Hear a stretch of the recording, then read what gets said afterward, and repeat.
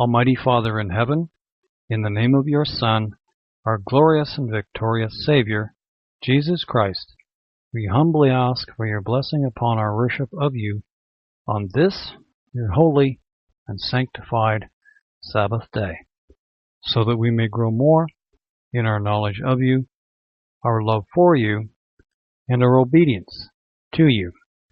Give ear, O ye heavens, and I will speak, and hear, O earth, the words of my mouth. My doctrine shall drop as the rain, my speech shall distill as the dew, as the small rain upon the tender herb, and as the showers upon the grass. Because I will publish the name of the Lord, ascribe ye greatness unto our God. He is the rock, his work is perfect, for all his ways are judgment, a God of truth, and without iniquity, just and right is he. Amen. And wouldn't it be nice if the people who claim to be God's people actually did that and looked to the Lord and regarded the Lord as the Lord rather than someone who's just conveniently there whenever they want something, they as in humanity. And as we're reading now through 2 Chronicles, the parallel fall, it's actually more about Judah, as it will end up. But Israel is still there, and they're really two different kingdoms as a matter of their religion, as a matter of their politics, as a matter of what they were doing toward the Lord. Israel, the northern 10 tribes, the independent kingdom of Israel, became corrupt practically from day one as a matter of politics.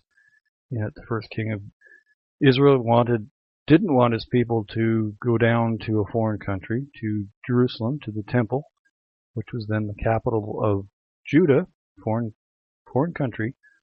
So he created his own national religion, changed the holy days, again the basis of what he was given by the Lord, but changed it just enough to suit himself. And does that sound a little familiar?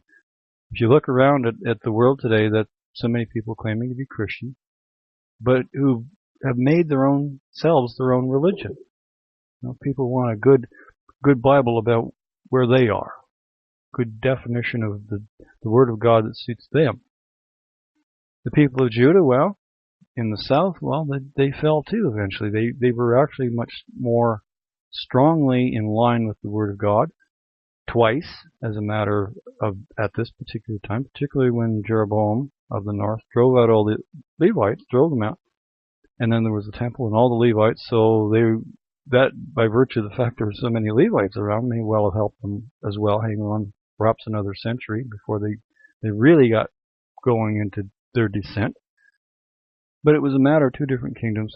And if you look at the theories today of the Anglo-Israelism, those northern lost 10 tribes people claim to be, in a way it's exactly accurate there as well, in that they're just as corrupt and just as much a self-religion as ever, because if the Anglo-Israelism theory is correct, most of Israel today is either Catholic or Protestant, and Protestant is nothing but Catholic anyway.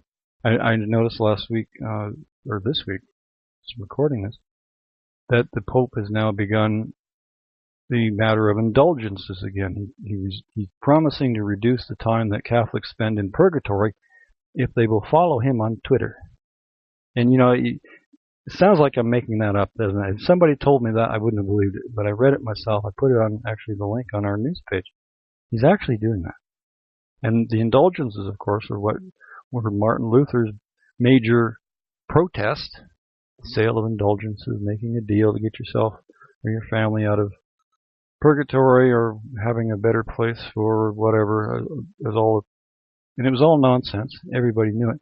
And Luther, of course, he's a very courageous man. There's no doubt about that. The thing is, he didn't really change anything. Again, I've compared it so many times to like two competing gas stations right across the street, fiercely competitive in the public's eye. But the fact is, they're owned by the same owner, selling the same gas from the same refinery.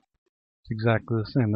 Doctrinally, there's very little difference. The Protestant world and the Roman Catholic world. And once the Pope's miracles begin, as described in Revelation 13, that the facade of that change will be over with. And the Pope is already saying, Protestants are not Christians. You have to be a Catholic to be a Christian. So on it goes. And of course, the people of Judah reject Christ. Many people in the Western world idolize the people of Judah. And it's true, they should be there. But the thing is, you do realize they reject Christ. If you ever were to hear some of the things they say about Christ, how they teach their children, what they teach their children to think about Jesus Christ, you would be shocked. They're very good at concealing it because they, of course, their support. And that's a lesson, if you want to make millions in this world, just tell people what they want to hear. If you tell them the truth, you're going to have to paddle your own boat, as we've learned. And that's fine in a way because it makes you stronger and truly independent. You're not going to have anybody looking over your shoulder saying, oh, can't say that. No. They can go wherever it is that people think like that can go. And hopefully it's to a place of repentance. What do you think I was talking about? But as a matter of Israel, just think about the differences in that we're reading here right now. There were times they were at war. There were times they were at peace, sort of. Allied, very shaky allies. You wouldn't turn your back on them. You wouldn't stay. You would stay within a dagger's length distance from any one of them, because smiling faces, the old saying. But there it was. Some people regard that, as being negative or cynical, but it's just the truth. And the world as it is right now, truth isn't regarded uplifting. That word just makes me sick to hear that word anymore. Because unless you preach the nonsense, well, you're not being uplifting. Well, Satan, he's the uplifter. He's full of hot air. He wants to float above the throne of God. That was his actual boast. Whereas the truth in this world, well, it's all negative, blah, blah. But it's not. And people are going to learn that, and that's the good news. That's the good news there. But the problem is that maybe they're not going to learn it the easy way. Maybe the Lord's wrath is going to have to bring them around to the point where they can really get on with it. As I'm recording this, I started recording the sermons on Sabbath evening, which is Friday evening, and I've had to postpone it because we had some storms going over, tornado watches and everything. We were clear here. We got maybe an inch of rain, but some really, really weird-looking clouds as they went over, and apparently there were tornadoes. So we're recording this now Sabbath morning, so it'll likely go online later. But it goes on when it goes on. That's the best we can do. But at the storms, people will run and hide from a tornado. I've made up my mind. If I ever saw a tornado coming, I wouldn't run and hide. I would stand there and watch it. And that's it. Because it's if you can stare down somebody who thinks that they're a Christian, a tornado isn't much of anything at all. It's sort of a joke and it's sort of a not either, because they're just as twisted, they're just as uplifting of themselves, and they're just as dangerous as a matter of the darkness that's within them. Blocking out the sunlight, the analogies could just go on and on. But it's true, and it's the world right now, and we're warned of it in prophecy. We know it's going to come, but we also know who's going to win, and that is the Lord, not us, not people, but the Lord. And how the people of God are the Church of God. Actually, I removed Church of God from our logo on Daily Bible Study for that very reason, because people think it's a club or it's a corporation or it's a church. Doesn't matter. You go to some lawyer somewhere, file all the papers, and then you get to be a church. Well, that's not the way the Bible teaches it. And as we read in the opening prayer, you publish, preach. And as it is right now, Daily Bible Study is being produced by a publishing company. And technically, I work for that publishing company, producing other things that have nothing to do with this ministry. In order to support this ministry, becoming the prime supporter of this ministry, out of necessity, we got lulled into doing it the church way. And we just about hit bottom on that one, very close. We're going to have a very, very bare couple of months now, just making our payments for the month because of that. And again, because I've become too aggressive in the truth, I've been told, well, you ain't seen nothing yet. And if you don't like the truth, go away. I've said this before, you don't have to listen. But don't tell me not to preach the truth, because that's only going to make me do it more. And as it is now, it is going to be more. We just switched it up into a higher gear now because I realized something I didn't realize before. And I'm surprised I missed it because it's there. in the Word of God. They all learned that lesson. If you want to be a yes man and a preacher in a pulpit, working for the congregation, well, you're not going to be much of a man of God. You're just going to be a harlot. Whatever pleases the crowd, well, that's what we believe in, that's what we preach. And how many preachers of this world are actually like that? They don't dare preach beyond the script that they're handed by their congregation. Does that make them a preacher or a teacher? No, it doesn't, does it? I mean, think about it.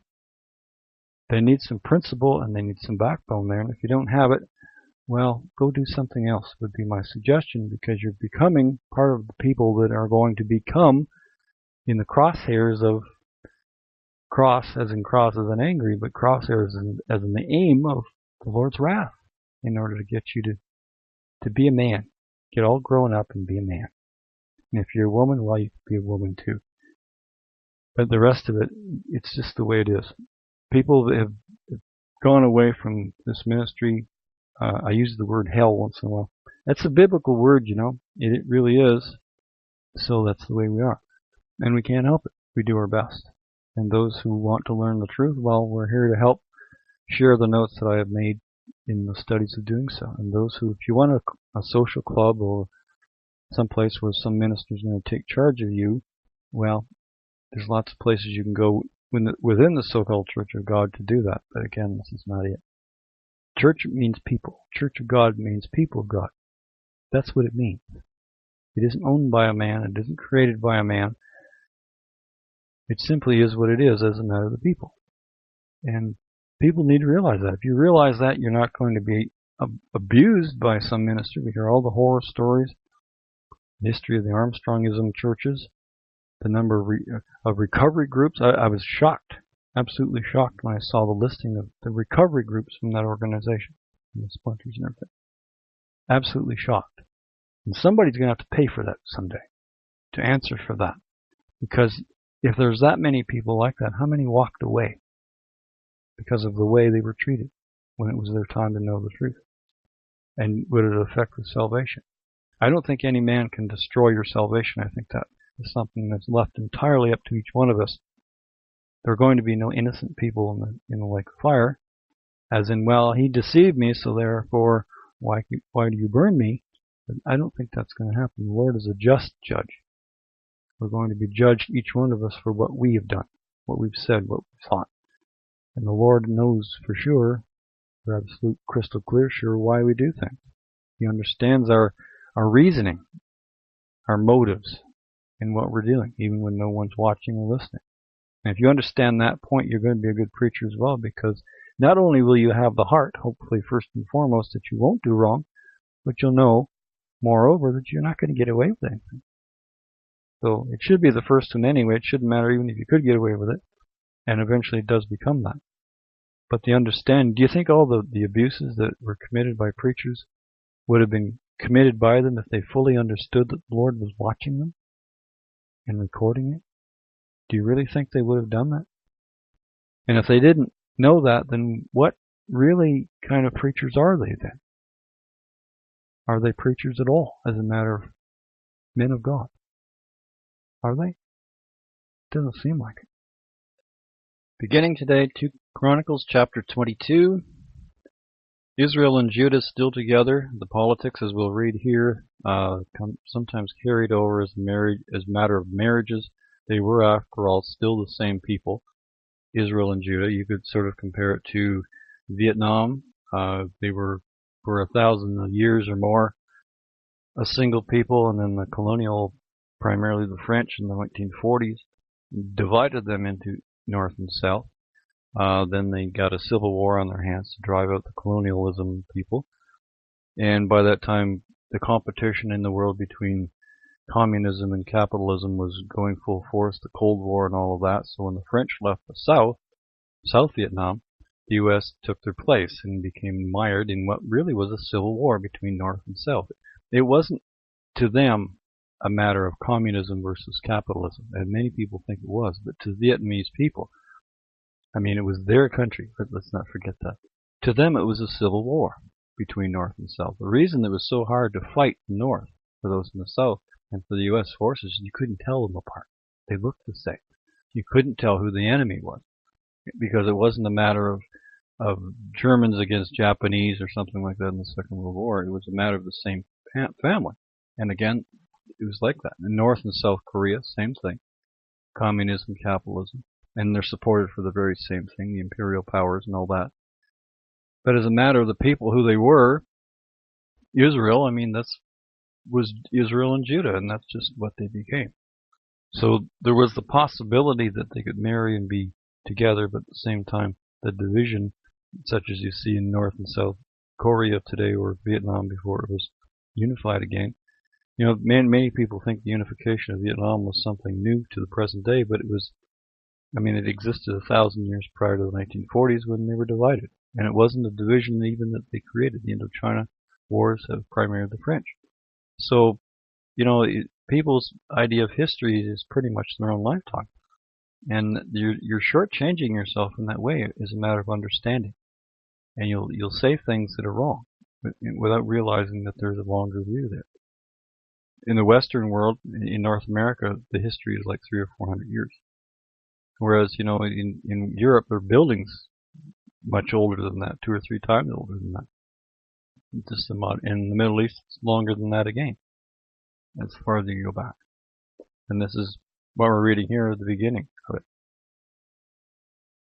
2 Chronicles chapter 22, And the inhabitants of Jerusalem made Ahaziah his youngest son king in his stead, for the band of men that came with the Arabians to the camp had slain all the eldest. So Ahaziah the son of Jehoram, king of Judah, reigned. 42 years old was Ahaziah when he began to reign, and he reigned 1 year in Jerusalem. His mother's name also was Athaliah, the daughter of Omri. He also walked in the ways of the house of Ahab, for his mother was his counselor, to do wickedly. Stop. Do you suppose that she was knowingly doing wickedly when she taught her boy how to do wickedly? Do wicked people really realize they're wicked? I know there's a term that's really wicked, as though it's a good thing, but do they really think, even people use that term, do you really think they really think of it as wicked? Or do they just think of, it's the way to be now, that's the new good? And that people who do good, well, they're just old dinosaurs, that's not the way things are done anymore. It's much better to be a self-destructive fool than somebody who tries not to get into all kinds of trouble. But you really think she knew? Or was she just so much like Satan? And I've really begun to wonder, does Satan realize that he's evil? I think I asked that last time, a couple of sermons ago. Do you really think he does? If someone is that full of themselves, is that high on themselves, that uplifted by themselves, do you really think that they're so low and down and evil in their own minds? Or do they think that everyone else is? I mean, if you look at Satan's rebellion, would he have attacked God if he thought God was higher? Or would he have attacked God if he didn't think that he was higher and doing good? Was it really just a matter of evil against good, or was it someone who became evil by thinking he was good while actually being evil? Is that a little bit a runaround? Well, look at his behavior. Look at the world, the result. The world today is a reflection of Satan's influence. And there are millions, billions of people running around doing evil while thinking they're doing good. People who go to church on their Sunday are committing an act that is just as serious as murder in the eyes of the Lord. It's a violation of the 10 Commandments, the very same as murder or thievery or idol worshipping. Of course, some churches they go to churches on their Sunday and they got their idols too. They get 2 of them there. But the Protestant world does the same thing, and the only difference, they don't usually have statues, but they have themselves. They have their great mega churches, their idols in the pulpits, preaching whatever script they're handed in order to keep the crowds coming in. It's full of idolatry. Verse 4, Wherefore he did evil in the sight of the Lord like the house of Ahab, for they were his counselors after the death of his father to his destruction. And Ahab, as we read last week, sort of got the point, no pun intended, or maybe it was. Well, what happens to people who turn from the Lord and become evil? He was killed by an arrow, by the point of an arrow. Some trooper turned. He was actually in retreat, or at the very least getting out of there. Turned and fired into a mass of troops. Could have hit anybody. But who did he hit? The king. And not only that, where did he hit the king? Between the sections of his armor. So he died, and it was prophesied that he was going to die. A true prophet of the Lord told him that. And Ahab had 1,000 of his own uplifting preachers to tell him everything he wanted to hear, but there was this other man, Jehoshaphat from Judah, the king. He said, well, let's get another opinion here. Let's hear what a man of God has to say about it. And Ahab said, no, don't bring him. He's not uplifting. He doesn't tell me what I want to hear. He tells me the truth. I want to hear him. I refer you to that sermon. Verse 5, he walked also after their counsel and went after Jehoram, son of Ahab, king of Israel, to war against Hazael, king of Syria, at Ramoth Gilead, and the Syrians smote Joram. And he returned to be healed in Jezreel because of the wounds which were given him at Ramah, when he fought with Hazael, king of Syria. And Ahaziah, the son of Jehoram, king of Judah, went down to see Jehoram, son of Ahab, at Jezreel, because he was sick. And the destruction of Ahaziah was of God, by coming to Joram, where he was. For when he was come, he went out with Jehoram against Jehu, the son of Nimshi, who the Lord had anointed to cut off the house of Ahab. And to inject there too, actually he was the killer. He had Jezebel killed, thrown from an upper window, to which she was eaten by dogs. Gory spectacle, trampled by horses, eaten by dogs. Jezreel, that was her comeuppance. Ahab, who she was married to, as we just mentioned, was killed by that so-called lucky shot. But it was a Lord's judgment upon them. How many Ahabs and Jezebels are running countries today? Think about it. Verse 8, and it came to pass that when Jehu was executing judgment upon the house of Ahab, and found the princes of Judah and the sons of the brethren of Ahaziah that ministered to Ahaziah, he slew them. Stop there, and that's wiping out the dynasties, the royal line. That's what it was required to do, because otherwise they would claim, and actually by divine right, which is not entirely a wrong matter, but in order to stop the line, to wipe out that family line, the succession, this is what was done, and the Lord in this case commanded it. Verse 9, and he sought Ahaziah, and they caught him, for he was hid in Samaria. And they brought him to Jehu, and when they had slain him, they buried him, because they said, he is the son of Jehoshaphat, who sought the Lord with all his heart. So the house of Ahaziah had no power to keep still the kingdom. But when Athaliah, the mother of Ahaziah, saw that her son was dead, she arose and destroyed all the royal seed of the house of Judah. But Jehoshabeath, the daughter of the king, took Joash, the son of Ahaziah, and stole him from among the king's sons that were slain, and put him and his nurse in a bedchamber. So Jehoshabeath, the daughter of King Jehoram, the wife of Jehoiada the priest, for she was the sister of Ahaziah, hid him from Athaliah, so that she slew him not. And he was with them, hid in the house of God 6 years, and Athaliah reigned over the land. And that Athaliah, she is the only female monarch of Israel or Judah. And she was actually of the north, reigned in the south. The daughter of Jezebel and Ahab and Omri. The line that is there, the line of evil. But again, were they evil, or were they simply brought up to think in a particular way that was evil? And we'll put on the link for it. The study for Athaliah, as well as the study with the complete listing of the kings and queen of Israel and Judah, which has also a listing of a study for each one of them. 2 Chronicles chapter 23, and in the 7th year, Jehoiada strengthened himself and took the captains of hundreds, Azariah the son of Jehoram, and Ishmael the son of Jehohanan, Azariah the son of Obed, and Maasirah the son of Edah, and Elishaphat the son of Zichri, into covenant with him. And they went about in Judah and gathered the Levites out of all the cities of Judah and the chief of the fathers of Israel, and they came through Jerusalem. And to interject there, that would have been quite an army of Levites, because keeping in mind they were all driven out of the north by this time, and they just were men who were standing with the truth. Otherwise, they wouldn't have left the corrupt northern kingdom that many people today call Anglo-Israelism that they emulate. They got on out of there, and they remained faithful. This generation did, and probably 2 or 3 generations after that before the slide began. So that the Levites in themselves were quite an army, and I'll put the link on for the porters, as we're about to read here, who weren't just people with a key. They had a sword too, and they would have defended the temple, and did. But continuing.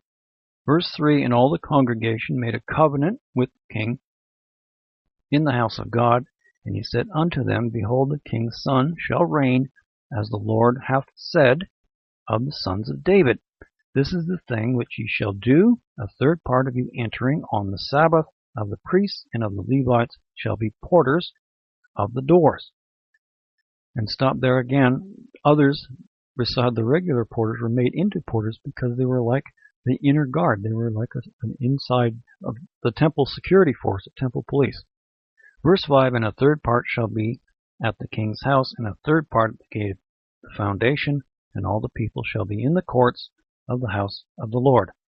But let none come into the house of the Lord, save the priests, and they that minister of the Levites. They shall go in, for they are holy, but all the people shall keep the watch of the Lord, and the Levites shall compass the king round about, every man with his weapon in his hand, and whosoever else cometh into the house, he shall be put to death.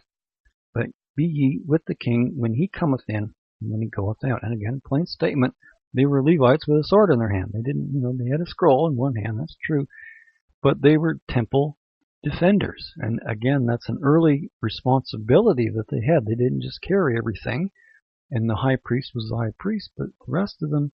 And again, when you needed more security, what did they add to? The porters. I'll put on link for that study. Verse 8, so the Levites and all Judah did according to all the things that Jehoiada the priest had commanded, and took every man his men that were to come in on the Sabbath with them that were to go out on the Sabbath, for Jehoiada the priest dismissed not the courses. Moreover, Jehoiada the priest delivered to the captains of hundreds spears and bucklers and shields that had been King David's, which were in the house of God. And again, those courses particular were organized by King David, who was a military band. You can understand there why the structuring and why it worked so well, and the point of why, no pun intended, they carried a sword. And as it plainly stated there, people will argue that point, but there's swords in their hands, and when trouble was there to defend this young king against this usurper, this evil usurper from the north, actually, you see what they did. They are the ones that brought about the reestablishment of that line, which was through David. And who was the ultimate destination of that line through David? Jesus Christ. Verse 10, and he set all the people, every man having his weapon in his hand, from the right side of the temple to the left side of the temple, along by the altar and the temple by the king round about. Then they brought out the king's son, and put upon him the crown, and gave him the testimony, and made him king. And Jehoiada and his sons anointed him, and said, God save the king. Now when Athaliah heard the noise of the people running and praising the king, she came to the people into the house of the Lord, and she looked, and behold, the king stood at his pillar at the entering in, and the princes and the trumpets by the king, and all the people of the land rejoiced, and sounded the trumpets, also the singers with instruments of music, and such as taught to sing praise. Then Athaliah rent her clothes and said, Treason! Treason! Now stop. Again, do you see how warped things are? She'd committed murder. See, she seized the throne which was not hers. She wasn't even technically born there as a matter of the throne of Judah. She was an Israelite, yes. But she accused them of treason. And again, that's just so typical of humanity, the governments of man and women. How everything is upside down. They can do no wrong no matter what wrong they do. And everyone else is wrong. Criminals or treason. No, it goes. But the Lord has a different opinion. Verse 14, Then Jehoiada the priest brought out the captains of hundreds that were set over the host, and said unto them, Have her forth of the ranges, and whosoever followeth her, let him be slain with the sword. For the priest said, Slay her not in the house of the Lord. So they laid hands on her, and when she was come to the entering of the horse gate by the king's house, they slew her there. And to stop there, that's sort of like a Jezebel. She was killed, perhaps, by being thrown from the upper story window, but she was then trampled to death by horses, and this is perhaps an allusion to that directly for the same thing at the horse gate. And you can imagine if it's where the horses were brought in, you can also understand what was on the ground along with her. Verse 16, And Jehoiada made a covenant between him and between all the people and between the king, that they should be the Lord's people. Then all the people went to the house of Baal and brake it down, and brake his altars and his images in pieces, and slew Mattan, the priest of Baal, before the altars. Stop. You see there, she brought the northern religion down. Baal was actually more, that particular form of Baal was more up into the north. Jezebel was her favorite religion. The prophet Elijah had a major, or famous run-in with them up in Mount Carmel. Verse 18, Then Jehoiada appointed the officers of the house of the Lord by the hand of the priests, the Levites, whom David had distributed in the house of the Lord, to offer burnt offerings of the Lord, as it is written in the law of Moses, with rejoicing and with singing, as it was ordained by David. And he set the porters at the gates of the house of the Lord, that none which was unclean in anything should enter in. Now stop there. Do you think it was just a matter of discussion? If someone came marching up there, wanted to go in, would the porter just sort of plead with them, oh, please don't go in there? Or would they just do what they were given to do, as they were designed to do? Verse 20, And he took the captains of hundreds, and the nobles, and the governors of the people, and all the people of the land, and brought down the king from the house of the Lord. And they came through the high gate into the king's house, and set the king upon the throne of the kingdom. And all the people of the land rejoiced, and the city was quiet. And after that they had slain Athaliah with the sword. And again, the refuge the young prince was there was in the temple that David had wanted to build. It was his suggestion. The Lord was quite happy in a tent. That tabernacle, the figurativeness of it, was far more symbolic. As a matter of we'll put on the link for Where's Your Tabernacle, and how the symbolism of the Bible is amazing. It just really is amazing, and how it's there as a matter of a reflection of how we are to live our lives and the purpose of our lives and the temporariness of physical life, and yet have the law of God in our hearts. The Ark of the Covenant was in the tabernacle, which was made from skins, and how the high priest went in once a year, symbolizing Christ going in once for all time. And how it all is a magnificent picture, and yet Christianity, what calls itself Christianity, is totally oblivious to it. They either don't know, or when they're explained to them, you write a Bible study and you send them a link, well, it's just they go tilt. They don't understand, because they're so deeply brainwashed into themselves that they don't want to hear it yet. But they will in due time. That's the good news. Just a technical point as well. Our sermons right now for the immediate future will be 40 minutes, simply because that's the best I can do right now. And the studies right now, we are in golden oldies mode until such time that Keyway Publishing is able to stabilize our financial situation. I used to have 12 hours a day for daily Bible study. Now I've barely got 2, because I have to work at Keyway Publishing in order to save this ministry. So it's just a matter of having to do that in the way that it is. And the reason I cut this back is so that I can rest on the Sabbath. Otherwise, I would be here all day producing an hour and a half sermon. And, everybody else has the rest but the one who's been doing work for the ministry all week. And that just doesn't seem right somehow. So 40 minutes is the best we can do. The time I'm putting into Keyway Publishing will be well invested. We're going to have a dire next few months as a matter of keeping daily Bible study going. I put a warning, and that's what it was, but it was also a plea. I put it on the 1st of July, around the first week of July, saying if we don't get this thing stabilized, we're not going to be here at the end of July. And the plea pretty much fell on deaf ears for the most part. Only a tiny handful of people responded. And, they shouldn't have to carry the whole load. And it wasn't enough anyway. It doesn't help as a matter of changing anything. So the only thing that's going to save this ministry now, if the people that we serve don't do their part, is QA Publishing. And the products that are publications that it's going to be, they're not going to be advertised on Daily Bible Study, because I know how it would just be the same old story again. It has to be done separately. So that's what we're doing right now. My entire effort right now is toward QA Publishing in order to save this ministry, because right now it's a lot of work, and people don't realize, they think it all just magically happens. But as I said, I've been working this for 12 hours a day. That's what you see online. That's what it takes. And I can't do 12 hours a day there and 12 hours a day somewhere else in order to keep the first one going. And that's what it would take. But right now it's just really a matter of survival. And that's where we are.